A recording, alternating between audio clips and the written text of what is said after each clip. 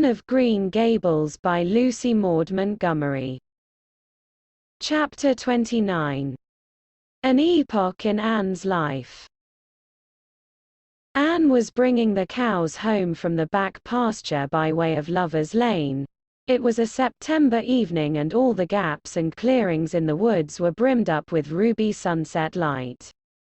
Here and there the lane was splashed with it, but for the most part it was already quite shadowy beneath the maples, and the spaces under the firs were filled with a clear violet dusk like airy wine. The winds were out in their tops, and there is no sweeter music on earth than that which the wind makes in the fir trees at evening.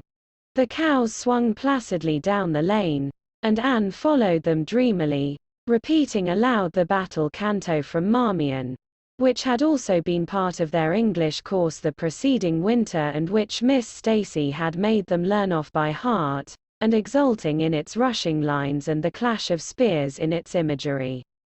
When she came to the lines the stubborn spearsmen still made good their dark impenetrable wood, she stopped in ecstasy to shut her eyes that she might the better fancy herself one of that heroic ring. When she opened them again it was to behold Diana coming through the gate that led into the barry field and looking so important that Anne instantly divined there was news to be told. But betray too eager curiosity she would not. "Isn't this evening just like a purple dream, Diana? It makes me so glad to be alive. In the mornings I always think the mornings are best. But when evening comes I think it's lovelier still." "It's a very fine evening," said Diana, "but oh, I have such news, Anne." "Guess." "You can have 3 guesses." "Charlotte Gillis is going to be married in the church after all and Mrs. Allen wants us to decorate it," cried Anne.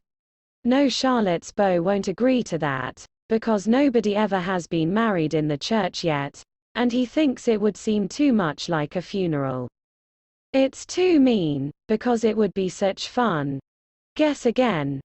"Jane's mother is going to let her have a birthday party." Diana shook her head, her black eyes dancing with merriment. "I can't think what it can be," said Anne in despair, "unless it's that moody Spurgeon Macpherson saw you home from prayer meeting last night." "Did he?" "I should think not," exclaimed Diana indignantly. "I wouldn't be likely to boast of it if he did. The horrid creature. I knew you couldn't guess it. Mother had a letter from Aunt Josephine today, and Aunt Josephine wants you and me to go to town next Tuesday and stop with her for the exhibition."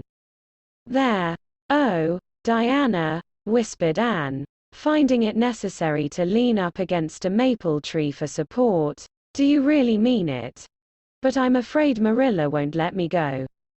She will say that she can't encourage gadding about. That was what she said last week when Jane invited me to go with them in their double-seated buggy to the American concert at the White Sands Hotel. I wanted to go, but Marilla said I'd be better at home learning my lessons and so would Jane. I was bitterly disappointed, Diana.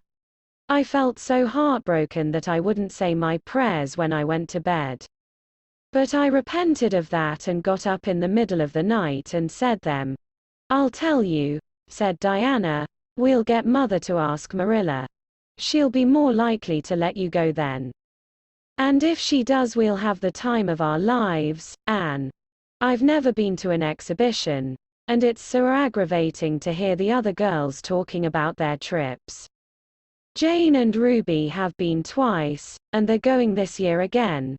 I'm not going to think about it at all until I know whether I can go or not," said Anne resolutely. "If I did and then was disappointed, it would be more than I could bear. But in case I do go I'm very glad my new coat will be ready by that time. Marilla didn't think I needed a new coat. She said my old one would do very well for another winter and that I ought to be satisfied with having a new dress. The dress is very pretty, Diana, navy blue and made so fashionably. Marilla always makes my dresses fashionably now. because she says she doesn't intend to have Matthew going to Mrs. Lind to make them. I'm so glad. It is ever so much easier to be good if your clothes are fashionable. At least, it is easier for me. I suppose it doesn't make such a difference to naturally good people. But Matthew said I must have a new coat, so Marilla bought a lovely piece of blue broadcloth, and it's being made by a real dressmaker over at Carmody. It's to be done Saturday night, and I'm trying not to imagine myself walking up the church aisle on Sunday in my new suit and cap, because I'm afraid it isn't right to imagine such things. But it just slips into my mind in spite of me. My cap is so pretty. Matthew bought it for me the day we were over at Carmody. It is one of those little blue velvet ones that are all the rage, with gold cord and tassels. Your new hat is elegant, Diana, and so becoming. When I saw you come into church last Sunday, my heart swelled with pride to think you were my dearest friend. Do you suppose it's wrong for us to think so much about our clothes? Marilla says it is very sinful. But it is such an interesting subject, isn't it? Marilla agreed to let Anne go to town, and it was arranged that Mr. Barry should take the girls in on the following Tuesday. As Charlottetown was 30 miles away and Mr. Barry wished to go and return the same day, it was necessary to make a very early start. But Anne counted it all joy, and was up before sunrise on Tuesday morning. A glance from her window assured her that the day would be fine, for the eastern sky behind the firs of the haunted wood was all silvery and cloudless. Through the gap in the trees a light was shining in the western gable of Orchard Slope, a token that Diana was also up. Anne was dressed by the time Matthew had the fire on and had the breakfast ready when Marilla came down, but for her own part was much too excited to eat. After breakfast the jaunty new cap and jacket were donned, and Anne hastened over the brook and up through the firs to Orchard Slope. Mr. Barry and Diana were waiting for her, and they were soon on the road. It was a long drive, but Anne and Diana enjoyed every minute of it.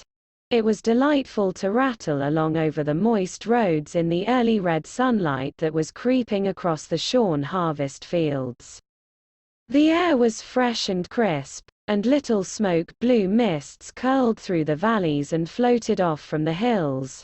Sometimes the road went through woods where maples were beginning to hang out scarlet banners. Sometimes it crossed rivers on bridges that made Anne's flesh cringe with the old, half-delightful fear. Sometimes it wound along a harbor shore and passed by a little cluster of weather-gray fishing huts. Again it mounted to hills whence a far sweep of curving upland or misty blue sky could be seen. But wherever it went there was much of interest to discuss. It was almost noon when they reached town and found their way to Beechwood. It was quite a fine old mansion, set back from the street in a seclusion of green elms and branching beeches. Miss Barry met them at the door with a twinkle in her sharp black eyes. "So you've come to see me at last, you Anne girl," she said. "Mercy, child, how you have grown. You're taller than I am, I declare. And you're ever so much better looking than you used to be, too. But I dare say you know that without being told." "Indeed I didn't," said Anne radiantly. "I know I'm not so freckled as I used to be, so I've much to be thankful for, but I really hadn't dared to hope there was any other improvement." "I'm so glad you think there is, Miss Barry." Miss Barry's house was furnished with great magnificence, as Anne told Marilla afterward. The two little country girls were rather abashed by the splendor of the parlor where Miss Barry left them when she went to see about dinner. "Isn't it just like a palace?" whispered Diana. "I never was in Aunt Josephine's house before, and I'd no idea it was so grand. I just wish Julia Bell could see this. She puts on such airs about her mother's parlor." "Velvet carpet," sighed Anne luxuriously, and silk curtains. I've dreamed of such things, Diana. But do you know, I don't believe I feel very comfortable with them after all. There are so many things in this room and all so splendid that there is no scope for imagination. That is one consolation when you are poor. There are so many more things you can imagine about. Their sojourn in town was something that Anne and Diana dated from for years. From first to last it was crowded with delights. On Wednesday Miss Barry took them to the exhibition grounds and kept them there all day. It was splendid, Anne related to Marilla later on. I never imagined anything so interesting. I don't really know which department was the most interesting. I think I like the horses and the flowers and the fancy work best. Josie Pye took first prize for knitted lace. I was real glad she did. And I was glad that I felt glad. For it shows I'm improving, don't you think, Marilla, when I can rejoice in Josie's success. Mr. Harmon Andrews took second prize for Gravenstein apples and Mr. Bell took first prize for a pig. Diana said she thought it was ridiculous for a Sunday school superintendent to take a prize in pigs, but I don't see why. Do you? She said she would always think of it after this when he was praying so solemnly. Clara Louise McPherson took a prize for painting, and Mrs. Lynde got first prize for homemade butter and cheese. So Avonle was pretty well represented, wasn't it? Mrs. Lynde was there that day, and I never knew how much I really liked her until I saw her familiar face among all those strangers. There were thousands of people there, Marilla. It made me feel dreadfully insignificant. And Miss Barry took us up to the grandstand to see the horse races. Mrs. Lynde wouldn't go. She said horse racing was an abomination and, she being a church member, thought it her bounden duty to set a good example by staying away. But there were so many there, I don't believe Mrs. Lynde's absence would ever be noticed. I don't think, though, that I ought to go very often to horse races, because they are awfully fascinating. Diana got so excited that she offered to bet me 10 cents that the red horse would win. I didn't believe he would. But I refused to bet, because I wanted to tell Mrs. Allen all about everything, and I felt sure it wouldn't do to tell her that. It's always wrong to do anything you can't tell the minister's wife. It's as good as an extra conscience to have a minister's wife for your friend. And I was very glad I didn't bet, because the red horse did win, and I would have lost 10 cents. So you see that virtue was its own reward. We saw a man go up in a balloon. I'd love to go up in a balloon, Marilla. It would be simply thrilling. And we saw a man selling fortunes. You paid him 10 cents and a little bird picked out your fortune for you. Miss Barry gave Diana and me 10 cents each to have our fortunes told. Mine was that I would marry a dark-complected man who was very wealthy, and I would go across water to live. I looked carefully at all the dark men I saw after that, but I didn't care much for any of them, and anyhow I suppose it's too early to be looking out for him yet. Oh, it was a never-to-be-forgotten day, Marilla. I was so tired I couldn't sleep at night. Miss Barry put us in the spare room, according to promise. It was an elegant room, Marilla, but somehow sleeping in a spare room isn't what I used to think it was. That's the worst of growing up, and I'm beginning to realize it.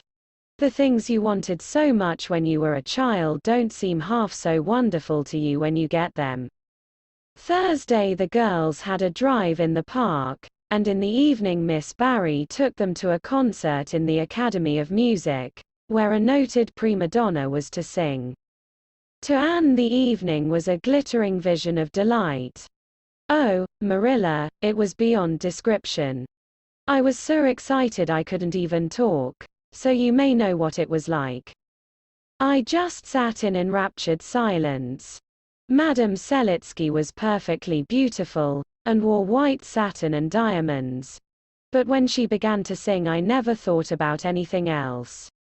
Oh, I can't tell you how I felt. But it seemed to me that it could never be hard to be good anymore. I felt like I do when I look up to the stars. Tears came into my eyes, but, oh, they were such happy tears. I was so sorry when it was all over, and I told Miss Barry I didn't see how I was ever to return to common life again. She said she thought if we went over to the restaurant across the street and had an ice cream it might help me. That sounded so prosaic, but to my surprise I found it true. The ice cream was delicious, Marilla, and it was so lovely and dissipated to be sitting there eating it at 11 o'clock at night. Diana said she believed she was born for city life. Miss Barry asked me what my opinion was, but I said I would have to think it over very seriously before I could tell her what I really thought. So I thought it over after I went to bed. That is the best time to think things out.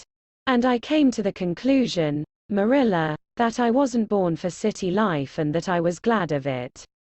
It's nice to be eating ice cream at brilliant restaurants at 11 o'clock at night once in a while.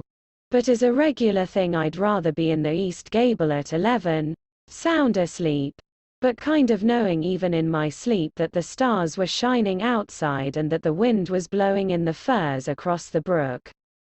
I told Miss Barry so at breakfast the next morning and she laughed. Miss Barry generally laughed at anything I said, even when I said the most solemn things. I don't think I liked it, Marilla, because I wasn't trying to be funny. But she is a most hospitable lady and treated us royally. Friday brought going home time, and Mr. Barry drove in for the girls. Well, I hope you've enjoyed yourselves, said Miss Barry, as she bade them goodbye. Indeed we have, said Diana. And you, Anne girl? I've enjoyed every minute of the time, said Anne, throwing her arms impulsively about the old woman's neck and kissing her wrinkled cheek. Diana would never have dared to do such a thing and felt rather aghast at Anne's freedom. But Miss Barry was pleased, and she stood on her veranda and watched the buggy out of sight. Then she went back into her big house with a sigh. It seemed very lonely, lacking those fresh young lives. Miss Barry was a rather selfish old lady, if the truth must be told, and had never cared much for anybody but herself. She valued people only as they were of service to her or amused her. Anne had amused her, and consequently stood high in the old lady's good graces. But Miss Barry found herself thinking less about Anne's quaint speeches than of her fresh enthusiasms, her transparent emotions, her little winning ways, and the sweetness of her eyes and lips. I thought Marilla Cuthbert was an old fool when I heard she'd adopted a girl out of an orphan asylum, she said to herself, but I guess she didn't make much of a mistake after all. If I'd a child like Anne in the house all the time I'd be a better and happier woman. Anne and Diana found the drive home as pleasant as the drive in, pleasanter, indeed, since there was the delightful consciousness of home waiting at the end of it. It was sunset when they passed through White Sands and turned into the shore road. Beyond, the Avonle hills came out darkly against the saffron sky. Behind him the moon was rising out of the sea that grew all radiant and transfigured in her light. Every little cove along the curving road was a marvel of dancing ripples. The waves broke with a soft swish on the rocks below them, and the tang of the sea was in the strong, fresh air. Oh, but it's good to be alive and to be going home, breathed Anne. When she crossed the log bridge over the brook, the kitchen light of Green Gables winked her a friendly welcome back, and through the open door shone the hearth fire, sending out its warm red glow athwart the chilly autumn night. Anne ran blithely up the hill and into the kitchen, where a hot supper was waiting on the table. "So you've got back?" said Marilla, folding up her knitting. Yes, and oh, it's so good to be back, said Anne joyously. I could kiss everything, even to the clock. Marilla, a broiled chicken. You don't mean to say you cooked that for me? Yes, I did, said Marilla. I thought you'd be hungry after such a drive and need something real appetizing. Hurry and take off your things, and we'll have supper as soon as Matthew comes in. I'm glad you've got back, I must say. It's been fearful lonesome here without you, and I never put in 4 longer days. After supper Anne sat before the fire between Matthew and Marilla, and gave them a full account of her visit. I've had a splendid time, she concluded happily, and I feel that it marks an epoch in my life. But the best of it all was the coming home.